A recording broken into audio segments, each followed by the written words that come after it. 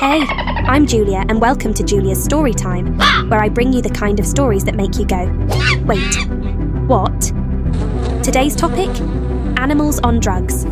That's right, turns out Mother Nature has been running a wild, unregulated festival this whole time, and some of her party guests are absolutely off their tiny, furry faces. Imagine you're a hard-working farmer in India, legally growing poppies for pharmaceutical use. You're minding your business, waiting for harvest season, and then, bam! A gang of opium-addicted parrots swoops in like feathery little junkies. They don't even try to be discreet. They bite into the pods up to 40 times a day, getting their fix before taking off in slow motion like a gang of tiny high-speed carjackers. Now, here's the real problem. Poppies don't grow year-round. So when harvest season ends, withdrawal hits. These parrots, now experiencing the full horror of opiate withdrawal, start falling from trees and power lines like tiny, tragic stunt performers. The cycle continues. Poppy season starts. Parrots binge, harvest happens, and then chaos. It's like a badly managed rehab facility with wings. Llamas already look like they've seen some stuff, but add a little millipede venom to the mix, and it's an entirely new level of unhinged. These guys find toxic millipedes, chew them up just enough to release their venom, and then proceed to rub the poison all over their bodies, like some kind of hallucinogenic moisturizer. Why? Well, first, it helps keep mosquitoes away. Honestly, 10 out of 10 survival hack. But the real reason? They get absolutely wasted.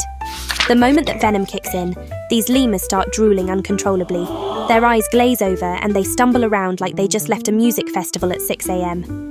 Eventually, they pass out in a drool-covered coma, presumably dreaming about the great spiritual journey they just went on. Forget flying reindeer.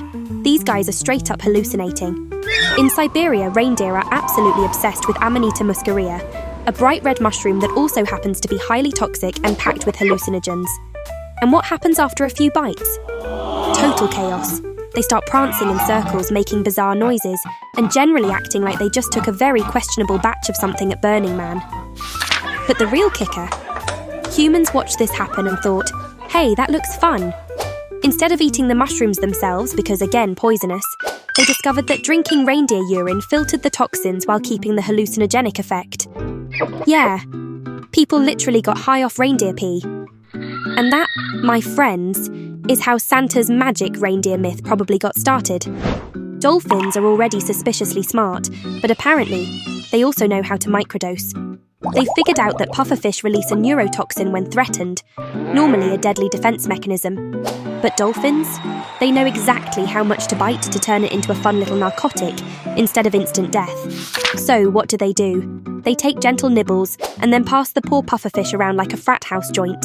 After a few rounds, these dolphins are so high they just float at the surface, staring at their reflections like a bunch of existential stoners. And the pufferfish? Once the dolphins are sufficiently baked, they let it go. It's free to swim away, probably questioning every decision that led to this moment. You ever see a bee so drunk it can't fly straight? It happens. A lot. When summer heat ferments nectar into alcohol, bees accidentally get hammered. And when a drunk bee stumbles back to the hive? It's not pretty. Worker bees act like security guards at an exclusive nightclub. If a drunken bee tries to get in, they throw it out.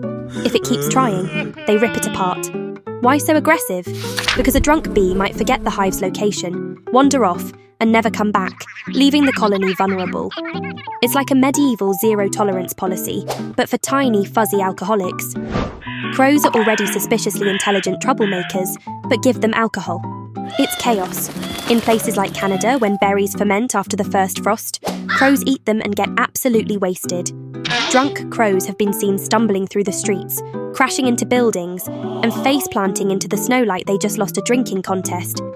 But it gets even better. Some places have had so many drunk crows that they've had to set up actual crow rehab centres. Yep. Authorities literally lock up blackout drunk crows until they sober up. Imagine explaining to your boss that your job is running a detox clinic for intoxicated birds. Career goals, honestly. Jaguars are apex predators, terrifying hunters, kings of the Amazon, and huge fans of hallucinogens. These big cats actively seek out ayahuasca vines, the same ones humans use in shamanic rituals.